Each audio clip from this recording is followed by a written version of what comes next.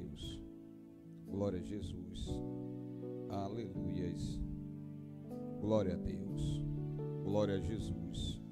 Glória a Deus. Eu quero cumprimentar toda a igreja com a graça e com a paz do Senhor Jesus. Amém? Pode tomar assentos, pode sentar em nome de Jesus. Glória a Deus. Eu também quero cumprimentar quem está assistindo através das redes sociais, através do canal oficial no YouTube. Quero cumprimentar você com a graça e com a paz do Senhor Jesus. E quero lhe pedir que você permaneça conosco até o final. Deus com certeza tem uma palavra poderosa para a sua vida, para a sua família. Quero lhe pedir também que copie o link e manda lá no grupo da família, no grupo dos amigos, tá bom? Porque por certo Deus tem uma palavra de salvação para a sua vida e para os seus amigos, em nome de Jesus. Glória a Deus. Temos alguns aniversariantes essa semana, né? A nossa irmã Eli fez aniversário, nosso irmão Ramon. A nossa irmã Eli está aí? Está lá em cima. Ramon fez aniversário, Ramon está na portaria ali. Ramon fez aniversário e em vez de eu pagar o refrigerante para ele, ele que pagou para mim hoje, não foi, Ramon? Então meu refrigerante de Ramon hoje, meio-dia. Gilvan está aí? Gilvan também fez aniversário. Renilson está aí? Renilson também fez aniversário. Maravilha. Glória a Deus. Você já falou com o irmão que está do seu lado? O irmão da direita, o irmão da esquerda, o irmão que está atrás, o irmão que está na frente? Já deu a paz do Senhor para ele, a paz do Senhor para ela? Olha para trás, dá um sorriso. Diga para ele: seja bem-vindo, seja bem-vinda. Em nome de Jesus. Glória a Deus. Glória a Jesus. Olhe para alguém e diga: nunca será mais um culto.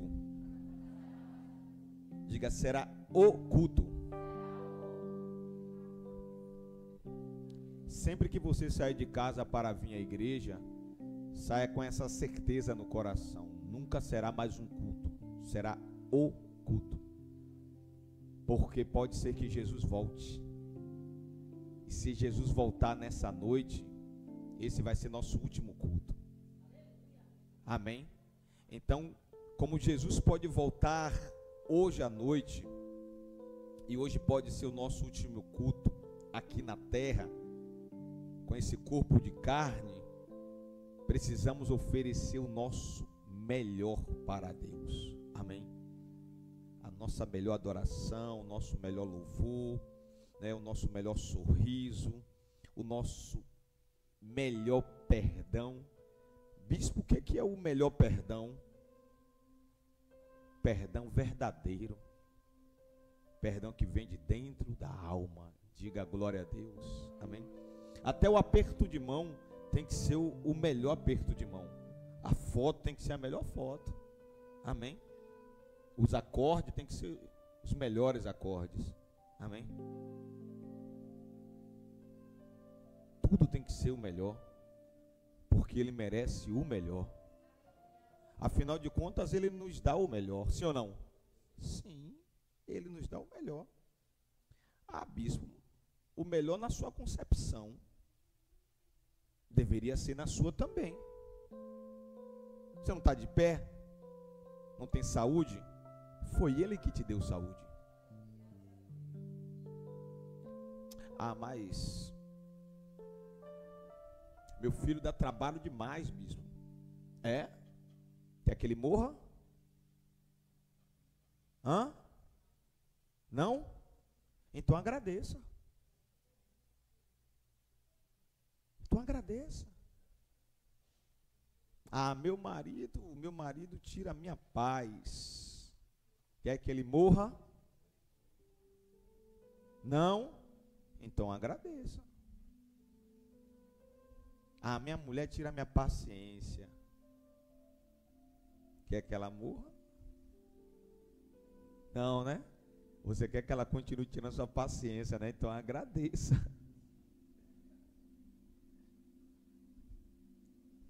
Ah, meu pastor é chato. Não vou perguntar que aquele morra, não. Vou vigiar, né, rapaz? Vou vigiar. A importância de crer no poder da... A importância de crer no poder da fé. Hoje vamos falar a respeito da fé usada por Elias no Antigo Testamento. Hebreus capítulo 11, versículo 32. O texto diz: o que mais direi eu? Certamente me faltará o tempo necessário para referir o que há a respeito de Gideão, de Baraque, de Sansão, de Jefité, de Davi, de Samuel e dos profetas. Diga glória a Deus. Os profetas, todos os profetas também estão inseridos na galeria dos heróis da fé. E já que todos os profetas estão inseridos na galeria dos heróis da fé, eu passei algum tempo orando, conversando com Deus, perguntando a Deus qual profeta eu iria ministrar nesta noite. Tinham 2 profetas em meu coração para ministrar na noite de hoje. Um era o profeta Elias e o outro era o profeta Eliseu. Mas no domingo eu tive a convicção absoluta que hoje era para ministrar a respeito do profeta Elias. Diga glória a Deus. Por quê?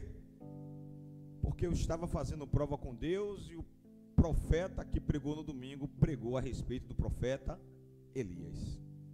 Diga glória a Deus. 1 Reis capítulo 17, Antigo Testamento. 1 Reis capítulo 17, versículo 1. O texto diz: então Elias, o tisbita, dos moradores de Gileade, disse a Acabe: vive o Senhor, Deus de Israel, perante cuja face estou, que nestes anos nem orvalho, nem chuva haverá, senão segundo a minha palavra. Depois veio a ele a palavra do Senhor dizendo: vai-te daqui e vira-te para o oriente, e esconde-te junto ao ribeiro de Querite, que está diante do Jordão. E há de ser que beberás do ribeiro, e eu tenho ordenado aos corvos que ali te sustentem. Foi, pois,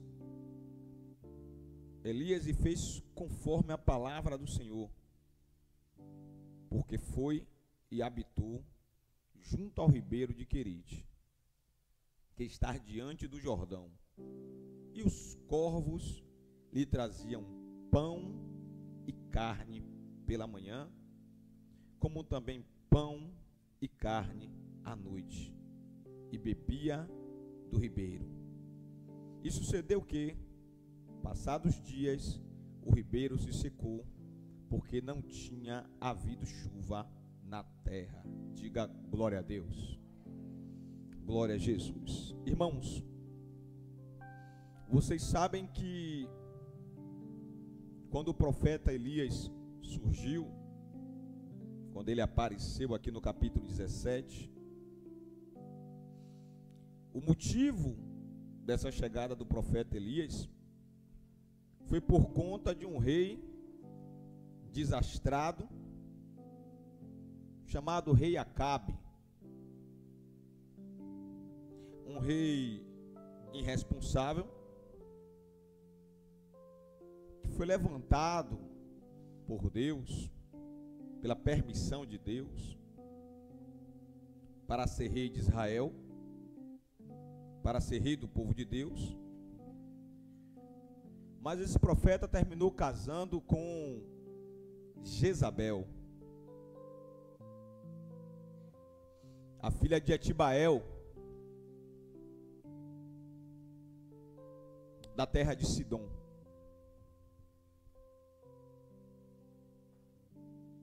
Jezabel, por sua vez, fez com que Acabe deixasse de adorar o Deus Todo-Poderoso e passasse a adorar a Baal, a Azerá, a poste ídolo.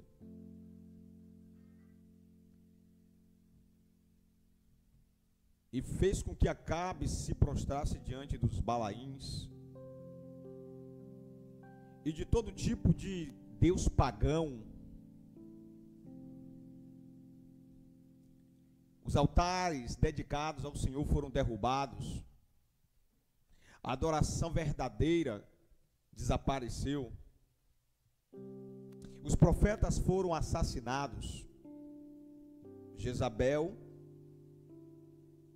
buscou formas e meios de destruir completamente qualquer vestígio de adoração sincera, qualquer vestígio de adoração verdadeira. E quando a desobediência de Acabe e o pecado de Israel e a rebeldia de Jezabel, quando começou a cheirar mal diante de Deus, Deus tomou a decisão de entrar com providência e mudar toda aquela situação. E foi nesse momento que Deus levantou o profeta Elias com uma missão muito difícil: enfrentar Acabe, enfrentar Jezabel e enfrentar os profetas de Baal. Mas Elias, ele não era um profeta comum. Elias era um profeta diferenciado.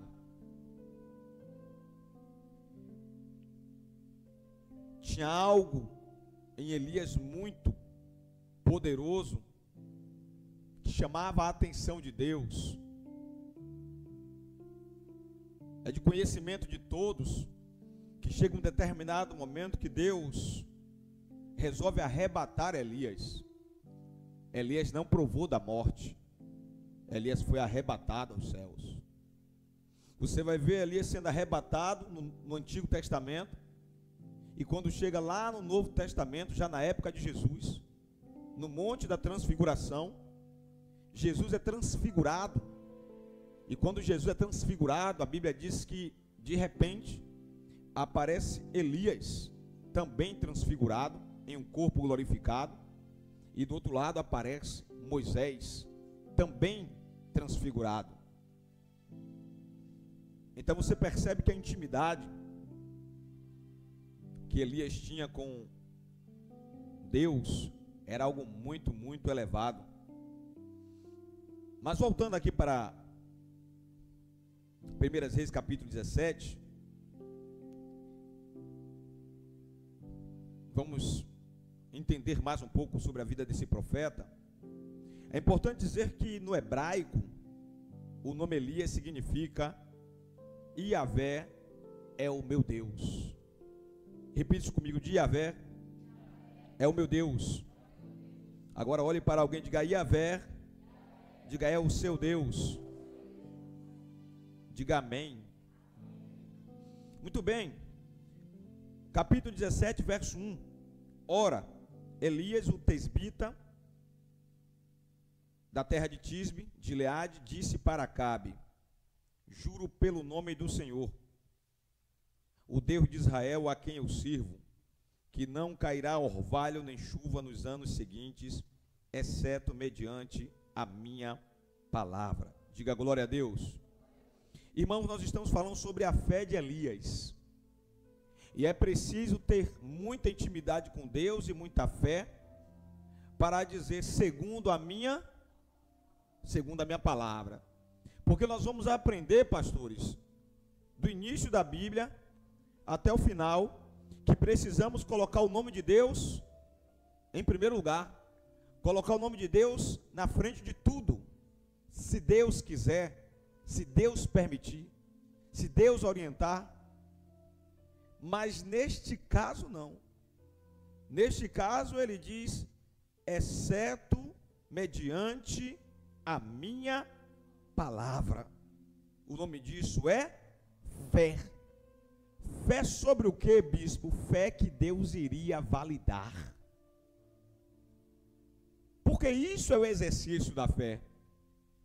É você confiar que você vai liberar uma palavra de fé, uma palavra profética, uma palavra de cura, e que Deus vai validar lá dos céus. O nome disso é fé. Mas é interessante que Elias ele foi bem criterioso, porque ele disse: não cairá nem orvalho e nem chuva. Eu nunca tinha prestado atenção nesse detalhe, porque à noite tem um orvalho, e o orvalho, querendo ou não querendo, gera líquido, gera água. Tem lugares que o orvalho é tão intenso que molha o chão todo. Então, se Elias dissesse não vai chover, tinha possibilidade de cair o quê? Orvalho. Mas a palavra foi muito clara: não vai cair nem orvalho e nem chuva nos próximos anos. Diga glória a Deus.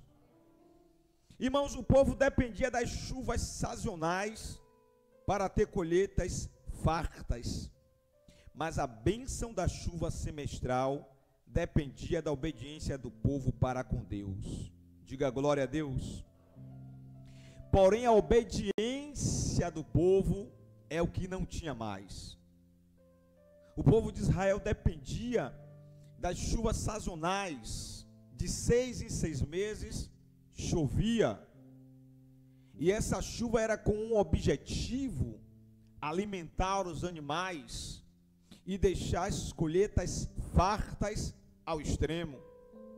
Mas a história vai nos mostrar que essa chuva, que muitas vezes era chamada de temporã e serodia, essas chuvas eram chuvas que dependiam da obediência das pessoas. Irmãos, eu vou dizer uma verdade para vocês: se nos dias de hoje, para chover e para ter fartura, dependesse da nossa obediência, já tinha acabado a humanidade na terra. Porque nós somos a geração mais desobediente da história da humanidade.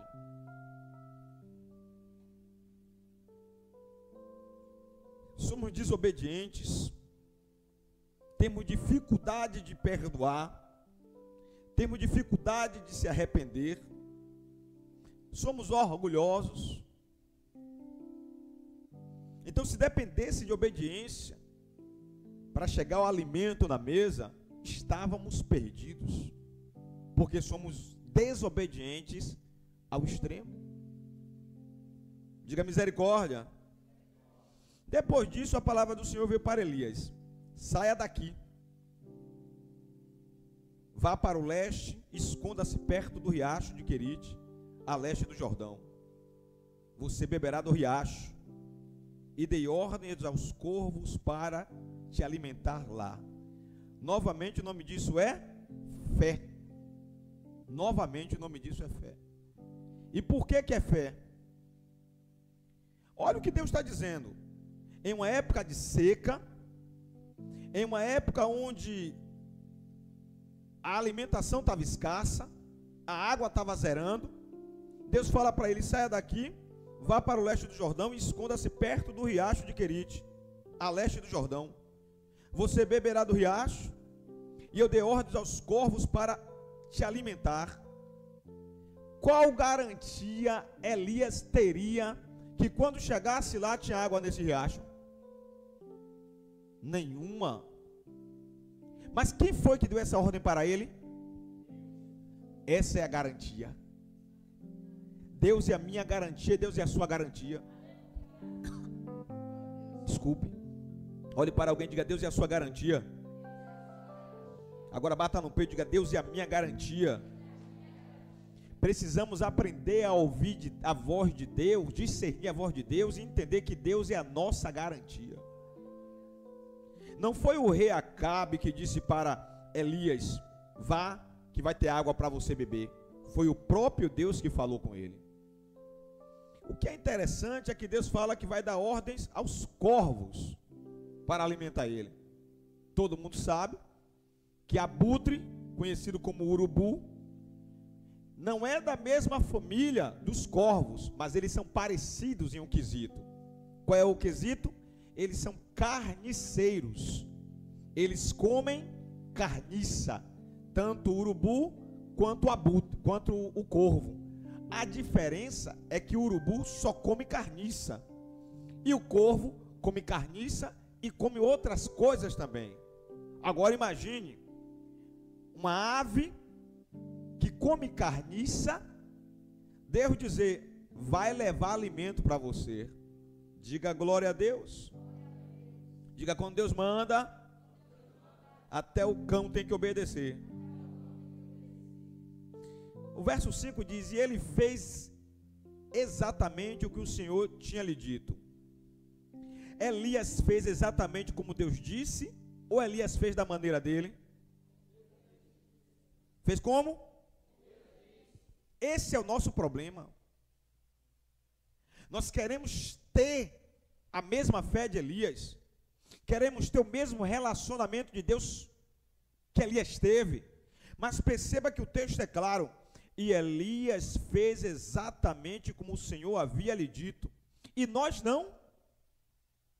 Deus dá uma orientação e nós fazemos da nossa maneira, do nosso jeito, da nossa forma, na nossa hora. A conta não fecha. Então ele foi para o riacho de Querite, a leste do Jordão, e ficou por lá. Os corvos lhe traziam pão e carne de manhã, pão e carne de tarde. Diga glória a Deus. E ele bebia água do riacho. Diga glória a Deus.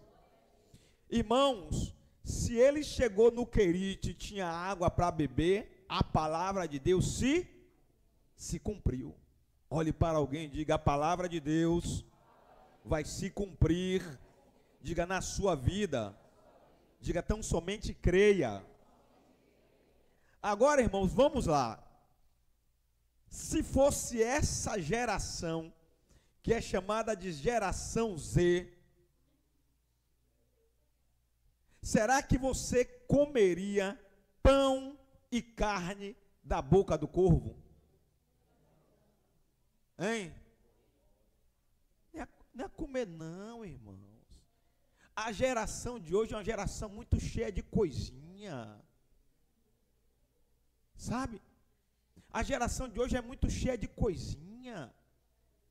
Os nossos bisavós, está ali a nossa irmã Jessa ali, os nossos bisavós, era aquele povo que acordava 5 horas da manhã, pegava uma jarra de café, botava na caneca, botava farinha, misturava, virava, pegava uma enxada e ia para a roça, pegava um punhado de farinha, jogava numa vasilha, com carne seca, quando não tinha, com ovo frito, jogava e comia para poder criar os filhos, criar os netos. A geração de hoje é cheia de nhenhenhen, é cheia de coisa, sabe? Meu Deus do céu.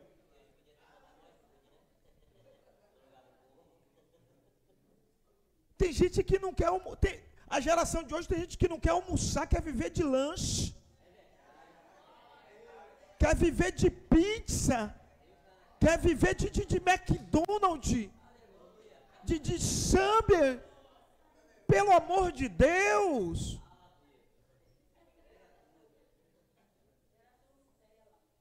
Geração Nutella. Não gosto de feijão. Como é, rapaz? Não gosta de quê? Não gosto de feijão. Não gosto de café. Como é que não gosta de café? Aí, ó, você me deixa calado, viu? Você me deixa calado em nome de Jesus. Porque você não congrega aqui, eu não posso nem te dar uma disciplina. Então, em nome de Jesus, vigie. Agora imagine uma geração cheia de coisa, se ia comer carne e pão da boca de um corvo. Né?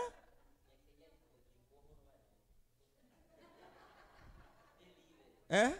Chegar um motoboy lá com aquela caixa nas costas, né? Irmãos, eu conheço Deus. Quem conhece Deus? Eu tenho certeza que esse corvo aqui era limpinho. Eu conheço Deus. Deus não ia mandar um corvo carniceiro levar pão e carne para o servo dele. Não, não, não, não, não. Se fosse um urubu, eu tinha certeza que ia ser carniceiro. Por quê? Porque todo urubu é carniceiro, sim ou não? Sim. Mas se você for estudar sobre o corvo, tem corvo que come carniça e tem corvo que não. Deus, com certeza, deve ter selecionado o que não come carniça. Diga, o nome disso é fé. E você tinha que usar fé, sim ou não? Fechar o olho, pegar o pão, jogar para dentro da boca, pegar a carne e dizer, corvo, vai embora, eu não quero nem te ver, muito obrigado, seu corvo. Amém, irmãos? Mas uma coisa é certa, o que Deus falou com o profeta, Deus cumpriu. Porque Deus providenciou a água, Deus providenciou o pão e Deus providenciou a carne. Diga glória a Deus. E da mesma forma como Deus foi fiel com Elias, Deus também está sendo fiel com você que está me ouvindo. Amém? Porque tem dia que não tem pão, mas tem um biscoito. Quando não tem um biscoito, tem um cuscuz. Quando não tem um cuscuz, tem um aipim. Quando não tem um aipim, tem um inhame. Quando não tem um inhame, tem abóbora. Já comeu abóbora cozida? É uma delícia, é uma maravilha. Amém? Quando não tem um feijão, tem um arroz, o macarrão. Quando não tem um frango, tem um peixe. Quando não tem um peixe, tem a carne. Quando não tem a carne, quando não tem um peixe, quando não tem um frango, tem o zoiudo, tem o disco voador. Amém? Glória a Deus. O bife da granja, né? Aleluias. Irmãos, eu passei uns 20 anos da minha vida traumatizado com ovo. Bispo, que palavra é essa? É para ficar, para dar mais ênfase, mas foi traumatizado. Falei traumatizado, que é para dar mais ênfase. Eu passei mais de 20 anos traumatizado com ovo. Por quê? Porque quando eu era pequeno, que meu pai foi embora, lá em casa, meu irmão, só faltava virar uma granja. Porque manhã era a mestre, a chefe de ovo. Era ovo cozido, ovo frito.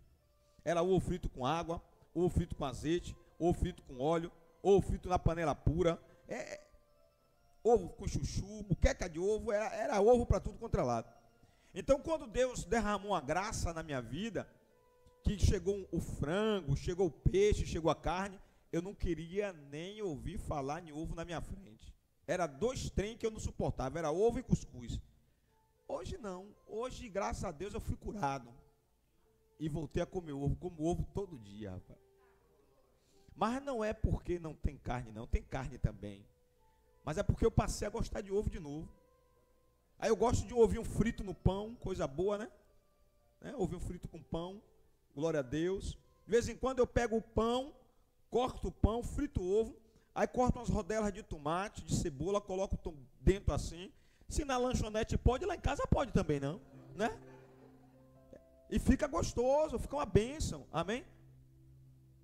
Mas nós não podemos, sabe, sucumbir diante das dificuldades, porque Deus sempre vai encontrar uma porta de escape para te apresentar. Deus nunca vai lhe deixar totalmente desamparado. Por quê? Porque Mateus capítulo 6, versículo 33 diz o quê? Pois buscar em primeiro lugar o reino de Deus e a sua justiça, e as demais coisas que vocês precisam vos serão o quê? Acrescentadas. Aí ele diz assim, não vai faltar o que comer, não vai faltar o que beber, e não vai faltar o que vestir. Amém? Se você está aqui nessa noite, você só está aqui porque você está vestido, sim ou não?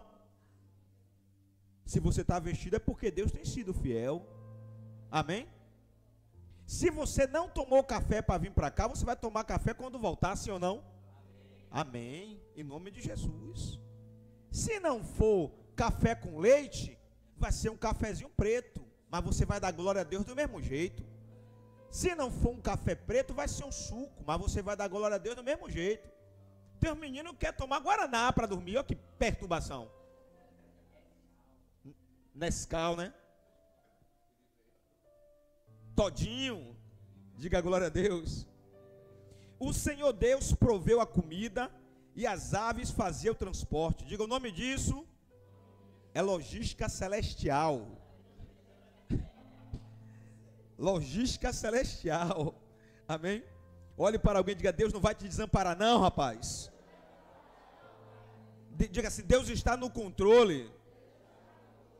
Deus é quem alimenta os animais e as aves. Por isso ele usou um corvo para levar comida para seu servo Elias. Diga amém. Algum tempo depois, o riacho secou-se por falta da chuva. Verso 8. Então a palavra do Senhor veio para Elias: vá imediatamente para a cidade de Sarepta de Sidom e fique por lá. Ordenei a uma viúva daquele lugar que lhe forneça comida. Novamente, irmãos, fé. Porque se Deus tivesse dito para ele: eu ordenei um rei, eu ordenei um príncipe para te fornecer comida, era mais fácil. Mas Deus disse: eu ordenei uma viúva. Diga misericórdia. No verso 7 diz que algum tempo depois o riacho aconteceu o quê? Na nossa vida é assim também. Percebam que Elias vai, obedece à direção de Deus, libera uma palavra, cerra os céus, não vai cair água durante 3 anos. Acabe fica irado, Jezabel fica irada. Deus, para não permitir que o servo dele viesse morrer, dá uma ordem para ele: vá para o rio Querite, próximo do Jordão. E ele vai, e lá ele fica tranquilo, fica em paz. Todo dia de manhã tinha a comida dele, carne e pão. Todo dia de tarde também. Deu sede, água fresca no rio. Mas o verso 7 diz: algum tempo depois o rio secou. Isso acontece comigo e acontece com você. Tem período da nossa vida que é assim. As coisas estão indo bem, os projetos, os sonhos, as coisas estão andando. Parece que agora vai dar certo. Você começa a se alegrar. Você começa, sabe, até contar testemunho. Mas de repente, o riacho seca. E quando o riacho seca, bate o desespero, bate o medo, bate a preocupação. Como vai ser daqui para frente? Mas perceba que Deus já tinha um plano B na vida de Elias. E se Deus tinha um plano B na vida de Elias, Deus também tem um plano B para a sua vida. Deus também tem um plano B para você que está aqui nessa noite. Olhe para alguém e diga: Deus tem um plano B para a sua vida e para a sua história. Diga glória a Deus. Sarepta de Sidom ficava situada na Fenícia, entre Tiro e Sidom, no território governado por Etibaal, pai de Jezabel. Elias foi parar na terra aonde era o centro e a base de adoração ao falso deus Baal. Agora veja que negócio. Elias estava sendo procurado por Acabe e por Jezabel. Elias vai se parar exatamente no centro de comando de Baal. Parece estranho, né? Não, Deus sabe como trabalhar. Missionário, Deus sabe como trabalhar. Acabe mandou ordens para Obadias e seus soldados procurar o profeta Elias em todos os lugares, só não mandou procurar na terra de Baal, porque era o último lugar do mundo que alguém poderia imaginar que Elias iria se parar, confundindo o inimigo. Eu vou usar a palavra do missionário aqui para liberar sobre a sua vida. Levante a mão. Deus vai confundir os seus inimigos. Olhe para alguém agora e diga: os seus inimigos ficarão confundidos enquanto Deus trabalha na sua vida. Se você crê nisso, aplauda o seu Jesus.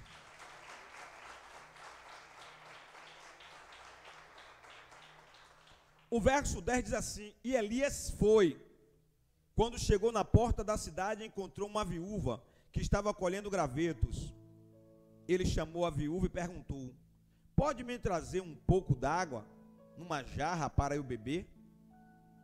Enquanto ela ia indo buscar água, Elias gritou: por favor, traga também um pedaço de pão. A mulher disse: juro pelo nome do Senhor.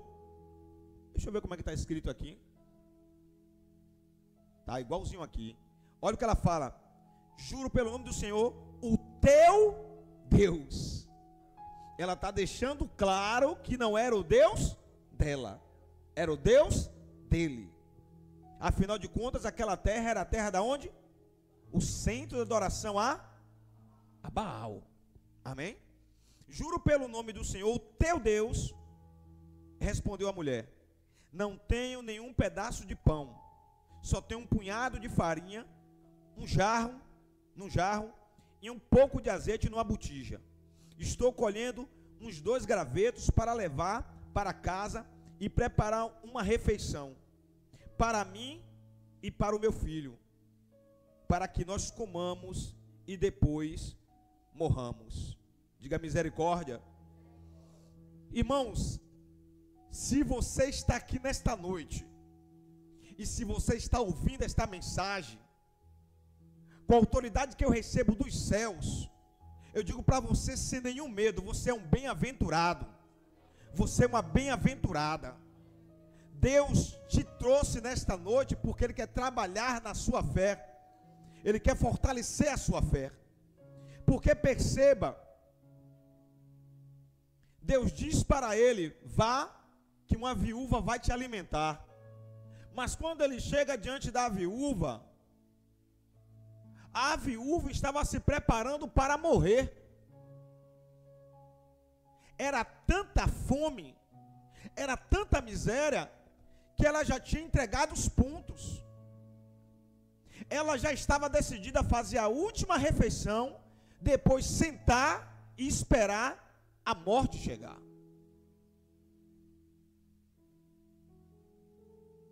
Se fosse algum de nós, vamos falar a verdade, nós iríamos para um cantinho fazer uma oração, dar um tapa nele aí, senão ele vai ser arrebatado.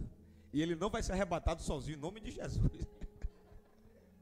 A gente vai junto. E se ele for arrebatado, eu quero a capa. Ele está pregando sobre Elias, né?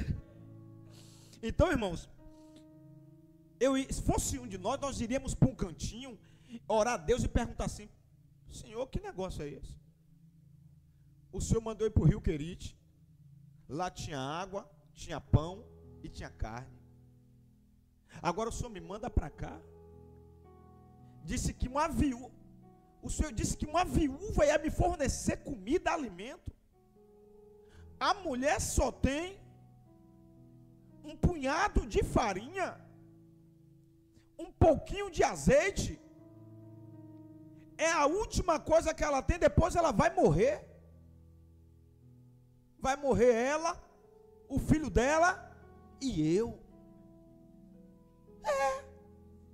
Nós iríamos pensar assim, sim ou não?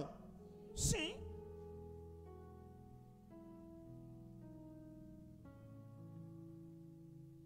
Elias, porém, lhe disse: não tenha medo.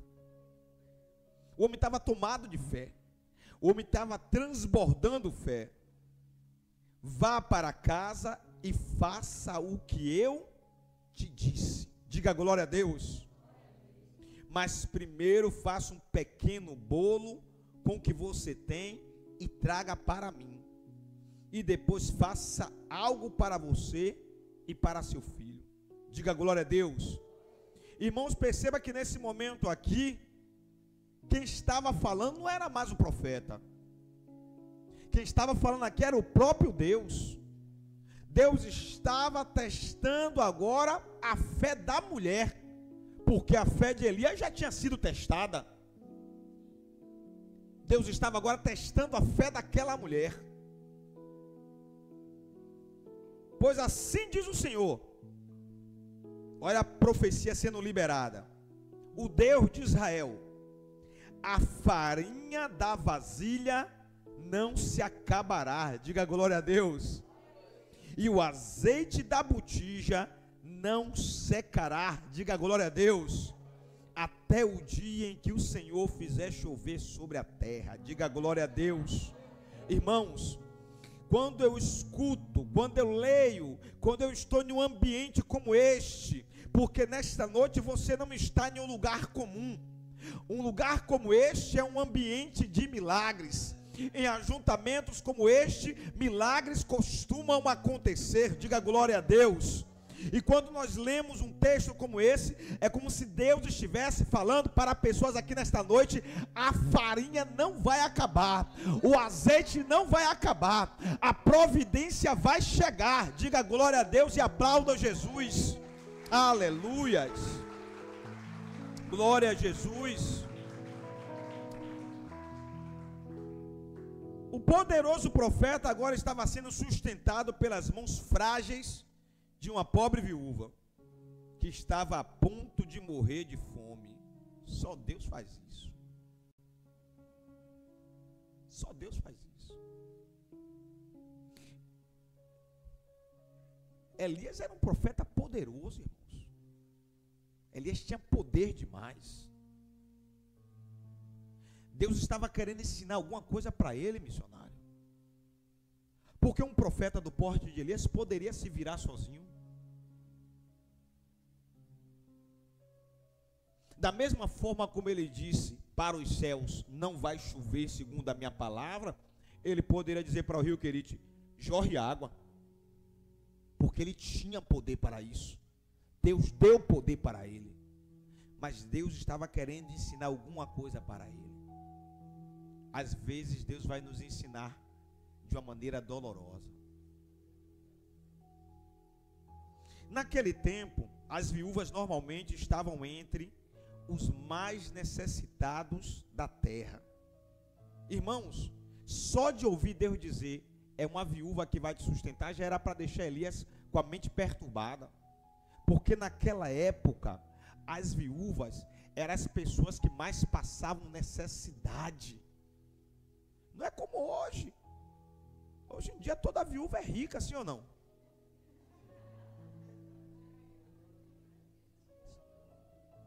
Ninguém aqui conhece uma viúva rica? Conhece? Pelo menos uma. O senhor conhece também? Que o povo rico parece que a viúva é tudo pobre. Está repreendido em nome de Jesus. Amém? E uma vez que a Fenícia dependia de Israel para obter grande parte de seus alimentos, assim a comida não estava muito abundante naquele período, porque não tinha chuva. Aquela viúva pertencia a uma nação pagã, que na época era inimiga do povo de Deus. Contudo, Elias foi a si mesmo. Irmãos, outro problema aí. Aquele povo era inimigo do povo de Deus. Qual garantia Elias teria que quando chegasse lá, aquela mulher iria ajudar ele? Qual garantia? Nenhuma. A garantia era Deus. Tem horas que a minha vida e a sua vida é assim, irmãos. A nossa garantia só vai ser Deus. E graças a Deus, porque Deus é a minha e a sua garantia. Graças a Deus. Irmãos, às vezes nós que somos evangélicos, nos recusamos a ajudar uns aos outros, sim ou não? É. Às vezes nós nos recusamos a ajudar um ao outro, fazemos vista grossa, fingimos que não estamos vendo a dor do irmão, o sofrimento do irmão, e nós somos do mesmo clã, da mesma fé. Esse caso aqui não, era fé diferente, era povos diferentes. Diga, mas o Deus que manda, diga, garante a vitória. A fé e a confiança que Elias tinha em Deus era do nível que Deus queria que toda Israel tivesse.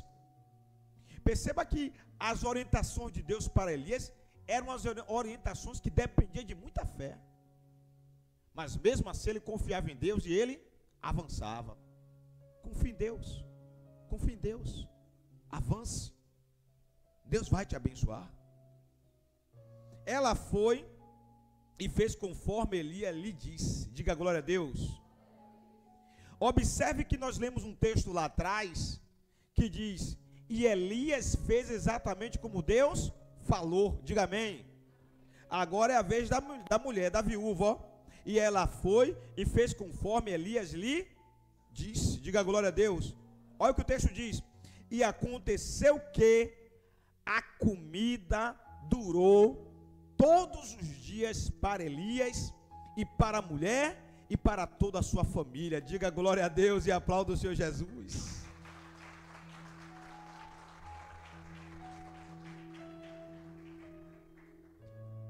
O texto está dizendo que a casa que só tinha um pouquinho de farinha e um restinho de azeite, de repente começou a aparecer mantimento e alimento que durou 3 anos e meio. Diga glória a Deus.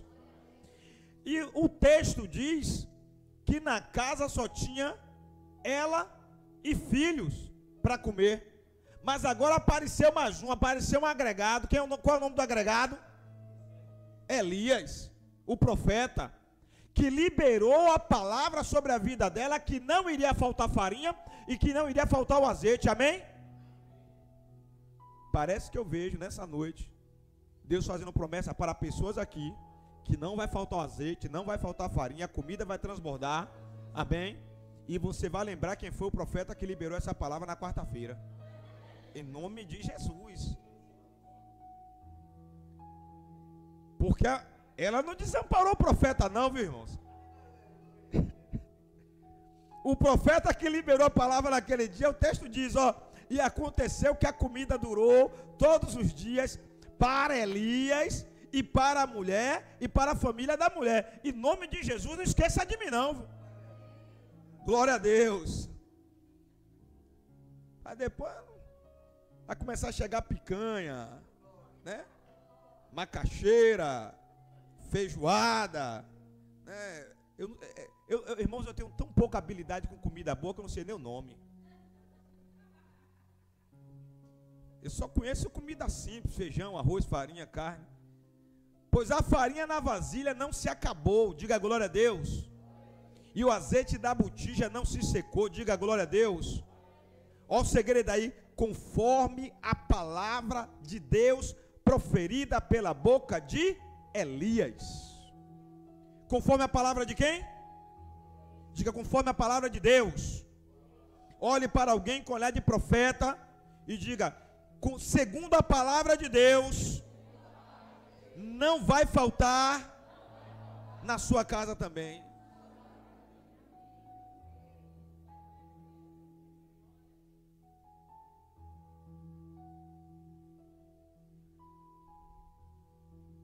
Algum tempo depois, o filho da mulher, dona da casa, ficou doente.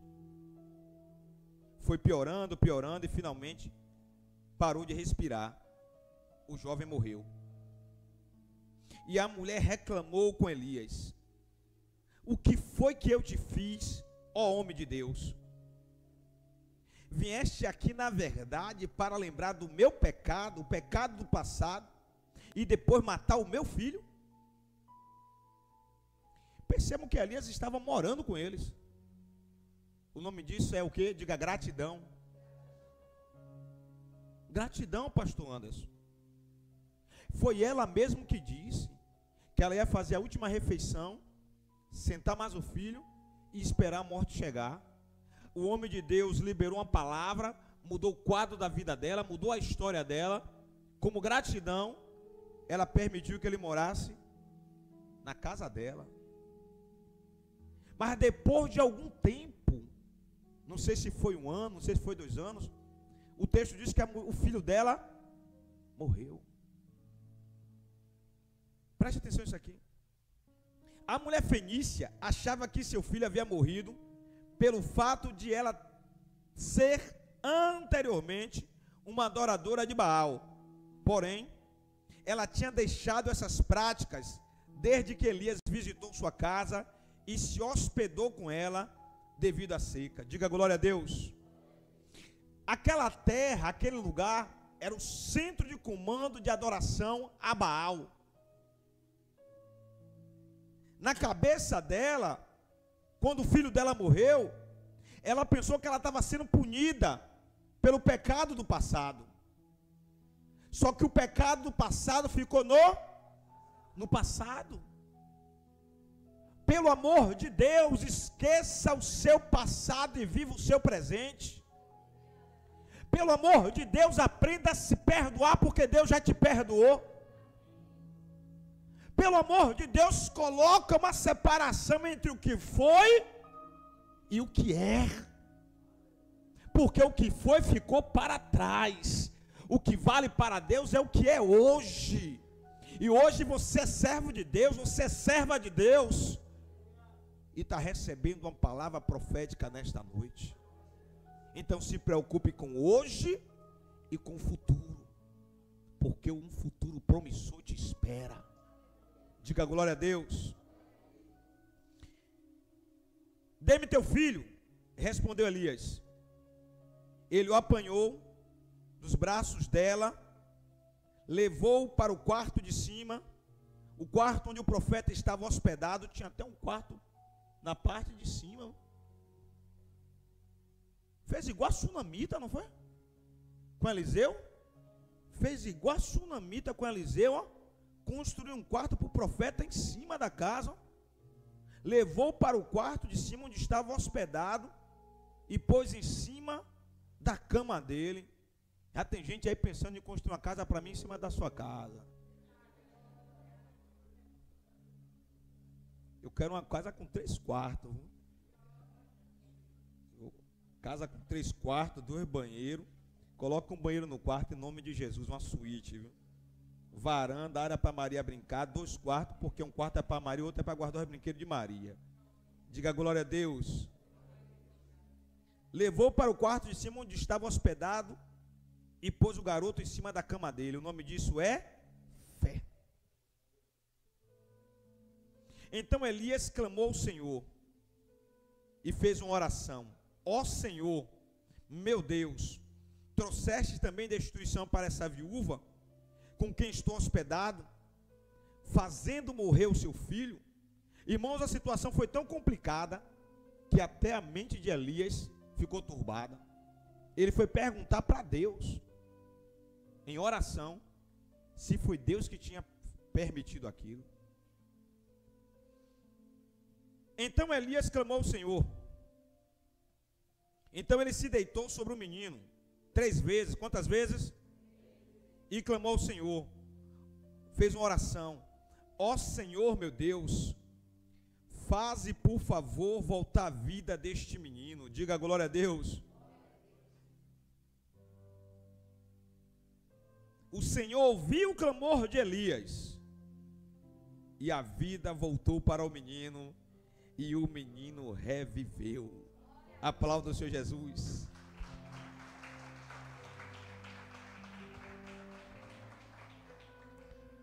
A postura de Elias nesse episódio indicava uma total identificação com o menino, que já morava há um tempo na mesma casa, e uma necessidade extrema de ver ele bem de novo.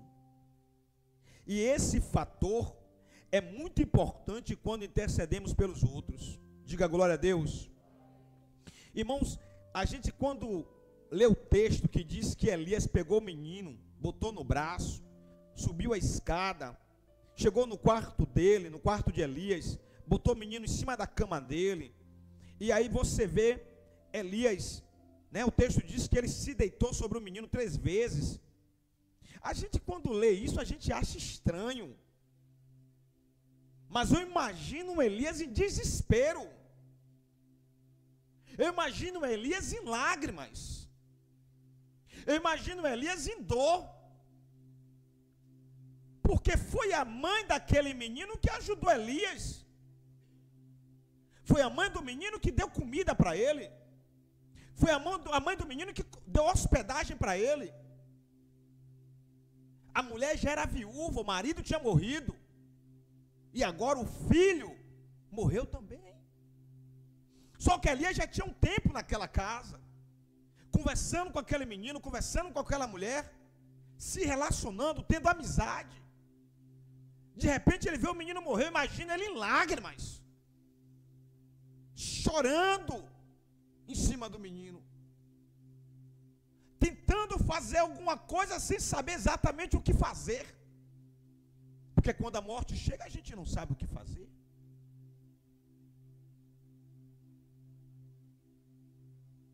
Perceba que o desespero era tanto que no versículo de número 20, ele pergunta para Deus se foi Deus que matou o menino. Só depois que a fé dele entra em ação, ele faz uma oração de fé no verso 21. É exatamente assim, irmãos, que Deus vai usar a sua vida. Se você tiver esse nível de compaixão, porque o que despertou a atenção de Deus foi o nível de compaixão de Elias. Ele não enxergou o menino como mais um. Ele enxergou alguém que não era do sangue dele, mas que trazia alegria para ele. E ele queria ver vivo de novo. Quando você for interceder por alguém, se coloque no lugar da pessoa. Quando alguém pedir oração a você, é porque aquela pessoa está sofrendo. É porque a alma dela está doendo, está sangrando. Então quando você disser para alguém, eu vou orar, ore. Mas ore com fervor, ore com intensidade. Ore dessa maneira que Elias orou, planteando, suplicando diante de Deus, até chamar a atenção de Deus. Diga glória a Deus. Tem alguém sofrendo, me pede oração, e eu vou fazer uma oração fria, morna, de qualquer maneira. Elias se estendeu sobre o menino por 3 vezes. Quantas vezes? Só depois o menino ressuscitou. Diga glória a Deus. Isso te lembra alguma coisa? E no 3º dia ele ressuscitou. Quem ressuscitou no 3º dia? Diga glória a Deus. Será que foi à toa, irmãos? Que o menino ressuscitou só no 3º momento? Então Elias levou o menino para baixo da casa, entregou o menino para a mãe e disse: veja, o seu filho está vivo. Então a mulher disse para Elias: agora sei que tu és um homem de Deus e que a palavra do Senhor vinda da tua boca é verdadeira. Diga glória a Deus. Uma verdade poderosa, irmãos. Elias provou do grande poder de Deus de diversas formas no território do próprio Baal. Por isso, agora ele estava pronto para desafiar e derrotar os profetas de Baal. Na verdade, Elias primeiro foi treinar para depois voltar para a batalha. Diga glória a Deus. Perceba que no território de Baal, no centro de comando de Baal, foi o lugar que Elias mais viveu experiências poderosas com Deus. Na verdade, Deus estava treinando Elias para um momento pior que estava chegando. Diga glória a Deus. 1 Reis capítulo 18, verso 1. Depois de um longo tempo, no 3º ano da seca, a palavra do Senhor veio a Elias: vá apresentar-se a Acabe, pois enviarei chuva sobre a terra. E Elias foi, como a fome era grande em Samaria. Acabe convocou Obadias, o responsável pelo palácio, homem que temia muito ao Senhor. Enquanto Jezabel estava eliminando os profetas do Senhor, Obadias reuniu 100 profetas. Quantos profetas? E os escondeu em 2 cavernas, 50 profetas em cada uma, e lhe forneceu comida e água. Diga: Deus sempre tem uma solução para os seus servos. Olhe para alguém e diga: não é hora de desistir. O texto diz que Jezabel e Acabe tomou a decisão: matar todos os profetas. Só que Obadias, ele tinha temor de Deus. Aí o que Obadias fez? Pegou 100 profetas e separou 50 em uma caverna e 50 no outro. E ele mesmo levava água e pão para sustentar aqueles profetas. Certa vez Acabe disse para Obadias: vamos a todas as fontes e vales do país, talvez conseguimos achar um pouco de capim para manter vivos os cavalos e as mulas, e assim não será preciso matar nenhum animal. Perceba que a preocupação de Acabe era com os animais, a preocupação de Jezabel era com os animais e não com as pessoas. De modo que dividiram o território que ia percorrer. Acabe foi numa direção e Obadias foi em outra. Quando Obadias estava a caminho, Elias o encontrou. Obadias o reconheceu. Elias estava retornando para Israel. Obadias inclinou-se até o chão e perguntou: és tu mesmo, meu senhor Elias? Elias respondeu: sim, sou eu mesmo. Vá dizer a seu senhor Acabe, diga assim: Elias está aqui. Obadias disse: o que eu fiz de errado? Perguntou Obadias, para que entregues o teu servo Acabe para ser morto. Juro pelo nome do Senhor teu Deus, que não há uma só nação ou reino onde o rei, meu senhor Acabe, não enviou alguém para te procurar. E sempre que uma nação, um reino afirmava que tu não estava lá, ele os fazia jurar que não conseguiram encontrar-te. Mas agora me dizes para ir até o meu senhor, e diz ele assim: Elias está aqui? Não sei para onde o Espírito do Senhor poderá te levar quando eu te deixar. Se eu for dizer a Acabe e ele não te encontrar, ele me matará. E eu que sou teu servo, tenho adorado o Senhor desde a minha juventude. Por acaso não viste, meu Senhor, o que fiz enquanto Jezabel estava matando os profetas do Senhor? Escondi 100 dos profetas do Senhor em 2 cavernas, 50 em cada uma, e os abasteci de comida e de água. E agora me dizes para ir a meu senhor Acabe e dizer-lhe: Elias está aqui? Acabe vai me matar. E disse Elias: juro pelo nome do Senhor dos exércitos, a quem eu sirvo, que hoje eu me apresentarei para Acabe. Então Obadias dirigiu-se a Acabe e passou-lhe a informação. E Acabe foi ao encontro de Elias. Quando Acabe viu Elias, disse-lhes: é você mesmo, perturbador de Israel? Não tenho perturbado Israel, Elias respondeu, mas você e a família de seu pai têm. Vocês abandonaram os mandamentos do Senhor e seguiram os Balaíns. Diga misericórdia. Irmãos, a origem da aflição de Israel não era Elias e não era a seca. Perceba que Acabe chama ele de perturbador de Israel. Mas a origem da aflição de Israel não era Elias e não era a seca, mas era o pecado do próprio povo, o pecado de Acabe e o pecado de Jezabel. O pecador dificilmente reconhece que ele mesmo é quem perturba e flagela a sua própria alma. É ele mesmo que perturba e flagela o seu íntimo. É ele mesmo que perturba e flagela a sua saúde. É ele mesmo que perturba e flagela todo o ambiente em sua volta, aonde ele circula. Diga misericórdia. Pessoas assim sempre tratam de colocar a culpa e a responsabilidade do mal presente, exatamente sobre quem procura lhe despertar consciência, sobre quem procura lhe ajudar. E assim essas pessoas vão se afastando cada vez mais da verdade e se afastando cada vez mais da salvação. Diga misericórdia. 19.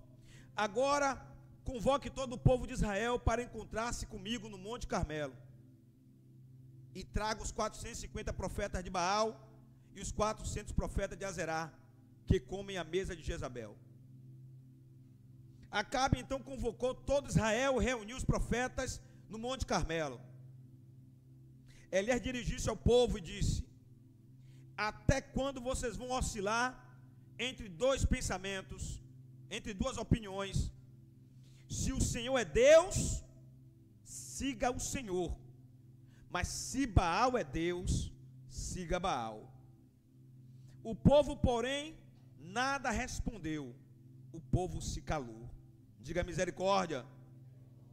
Irmãos, diante da seca, da dor e do sofrimento, só existe uma pessoa que pode vir no meu e no teu socorro. O nome dessa pessoa é o Deus de Israel.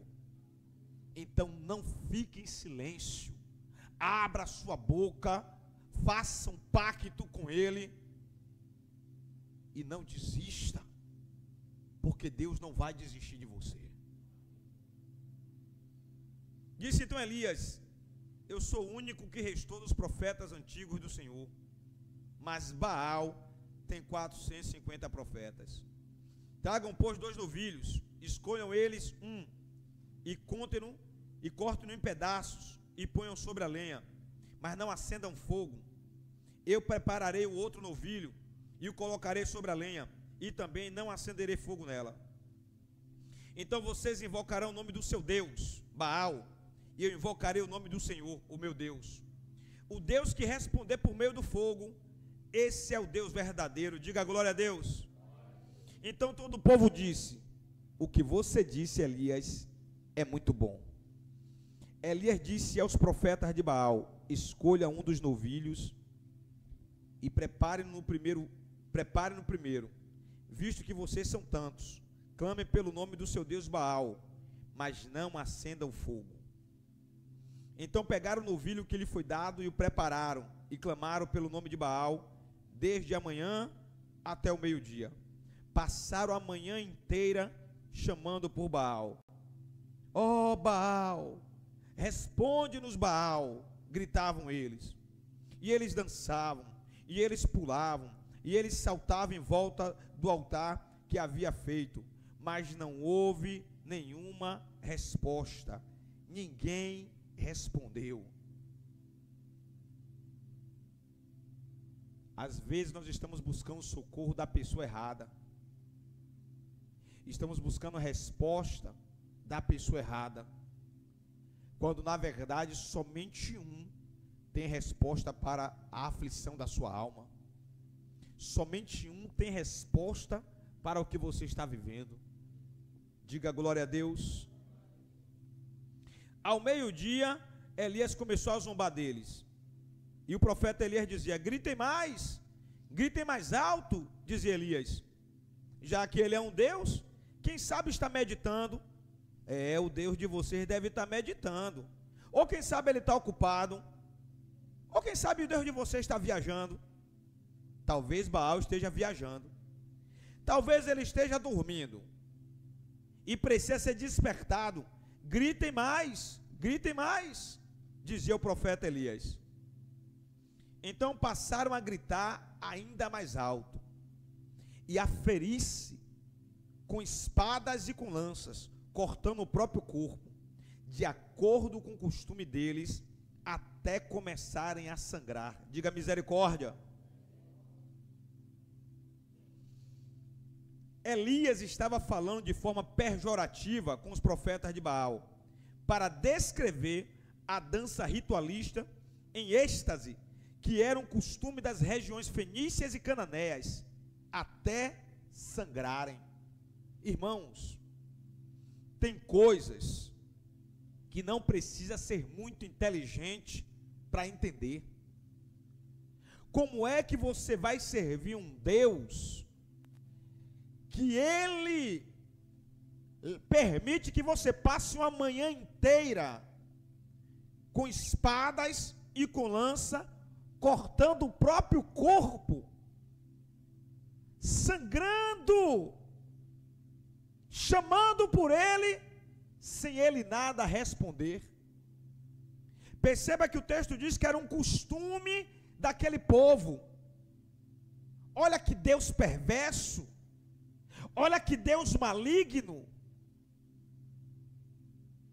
Como você vai adorar um Deus que permite você flagelar o seu próprio corpo? Mas o diabo tem essa facilidade de cegar o entendimento das pessoas. E você muitas vezes deixa de servir a Deus para viver uma vida de paz, uma vida de refrigério, e serve a deuses estranhos, que vai te trazer dor e sofrimento. Diga misericórdia. Passou o meio-dia e eles continuaram profetizando em transe até a hora do sacrifício da tarde, mas não houve nenhuma resposta de Baal. Ninguém respondeu, ninguém deu atenção. Então Elias disse a todo o povo: aproximem-se de mim. O povo aproximou-se e Elias consertou o altar do Senhor. Elias fez o quê? Consertou o altar do Senhor, que estava em ruínas. Querendo fogo em um altar destruído? Querendo fogo em um altar arruinado? Essa conta não fecha. Depois apanhou 12 pedras. Quantas pedras? Uma para cada tribo do descendente de Jacó, a quem a palavra do Senhor tinha sido dirigida, e disse: seu nome será Israel. Com as pedras reconstruiu o altar. Com as pedras Elias fez o quê? O altar precisa ser reconstruído para ter fogo. Com as pedras reconstruiu um altar em honra ao nome do Senhor, e cavou ao redor do altar uma valeta com capacidade de 2 medidas de semente. Diga glória a Deus. Preste atenção aqui, preste atenção.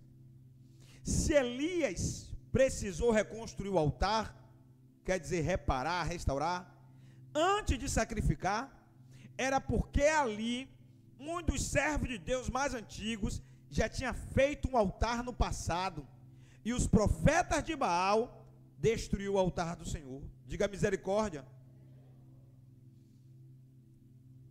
Depois arrumou a lenha, cortou o novilho em pedaços e o pôs sobre a lenha. Então Elias disse: encham de água 4 jarras grandes. Quantas jarras? 4 jarras grandes, e derramem sobre o holocausto e sobre a lenha. Diga uma vez. Faça novamente. Diga a segunda vez. Pegaram 4 jarras de água grande, jogaram a primeira vez, depois pegaram umas 4 jarras, jogaram a segunda vez. E disse eles, eles fizeram de novo. Aí Elias disse: façam pela terceira vez. Ordenou, e eles fizeram pela terceira vez. Diga glória a Deus.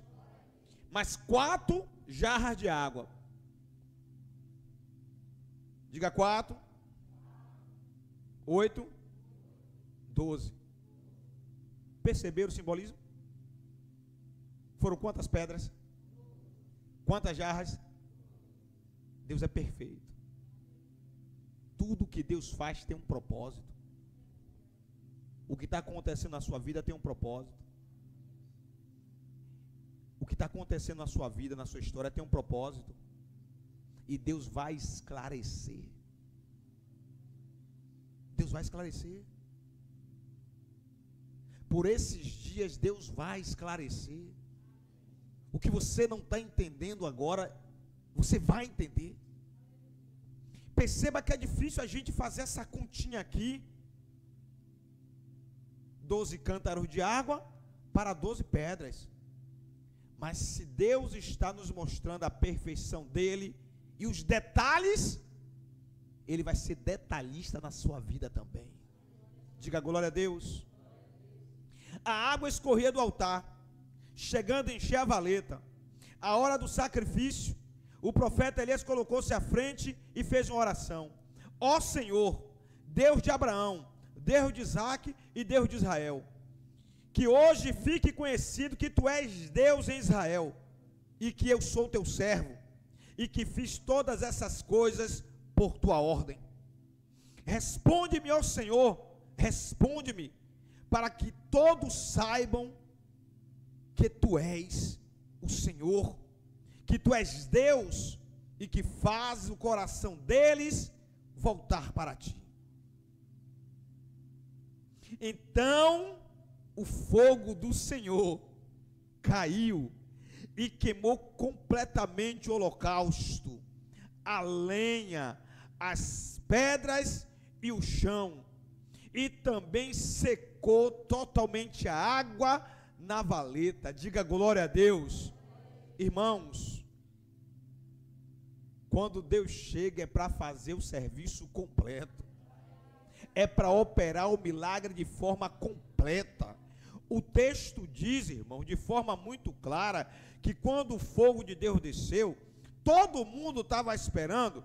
Quando o fogo de Deus descesse, todo mundo estava pensando que o fogo ia consumir somente o cabrito que estava em cima do altar.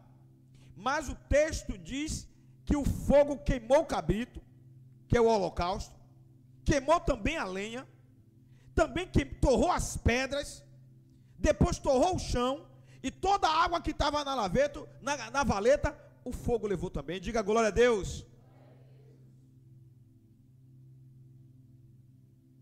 Deus vai fazer assim na sua vida, de forma completa, para não ficar dúvidas que é Deus que está trabalhando em seu favor. Diga glória a Deus.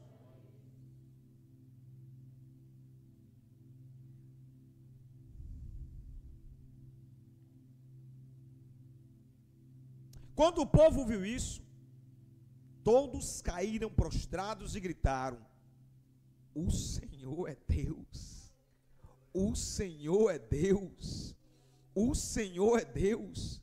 Levante a mão para o céu e diga: o Senhor é Deus. Diga: o Senhor é o meu Deus. Agora olhe para alguém e diga: o Senhor é o teu Deus. Então Elias ordenou-lhe: prendam os 850 profetas de Baal, não deixe nenhum escapar. Eles o prenderam, e Elias os fez descer ao riacho de Quizon, e lá os matou. O extermínio dos 850 profetas do mal, sem dúvida, deixou Jezabel enfurecida, mas Deus sempre tinha um escape para Elias. Repita comigo, diga: Deus sempre tinha um escape para Elias. Agora olhe para alguém e diga: Deus tem preparado um escape para a sua vida. Se você crê, aplauda o Senhor Jesus.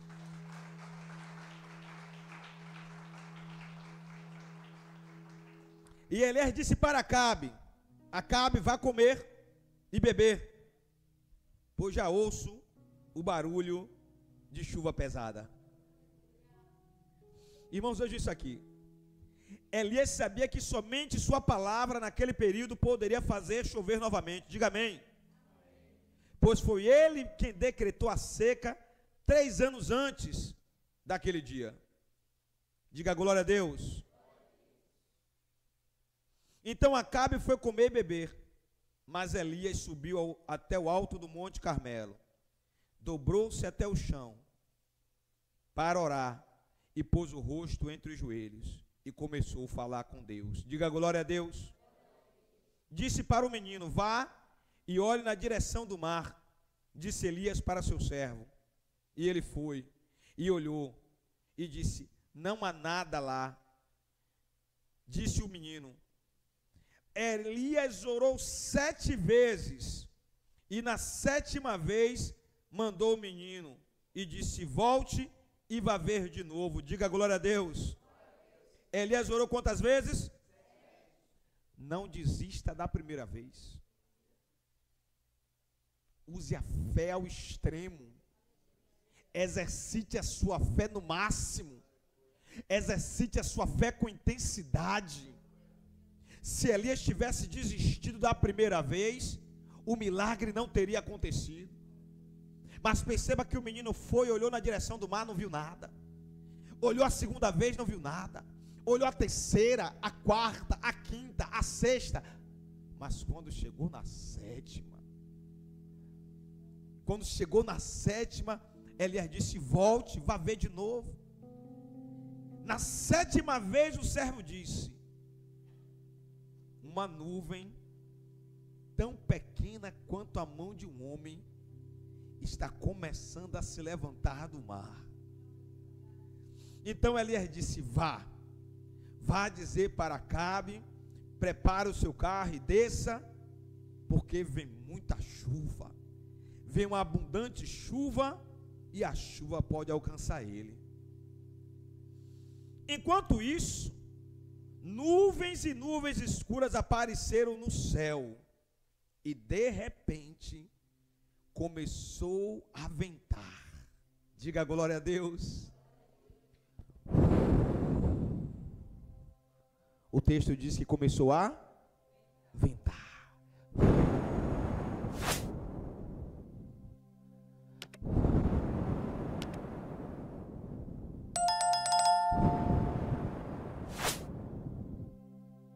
3 anos e meio sem chover. 3 anos e meio de fome. 3 anos e meio de seca. 3 anos e meio os animais morrendo. E o texto diz: e começou a chover muito forte. Diga glória a Deus. Fique de pé. Deus já tinha enviado fogo do céu, diga amém, para provar que Ele era o Deus verdadeiro. Depois Deus resolveu de novo responder a oração do profeta, enviando agora água através da chuva para regar a terra de Israel. Com fogo ou com água, Deus sempre será Deus. Olhe para alguém e diga: com fogo ou com água, Deus sempre será o seu Deus. Feche seus olhos.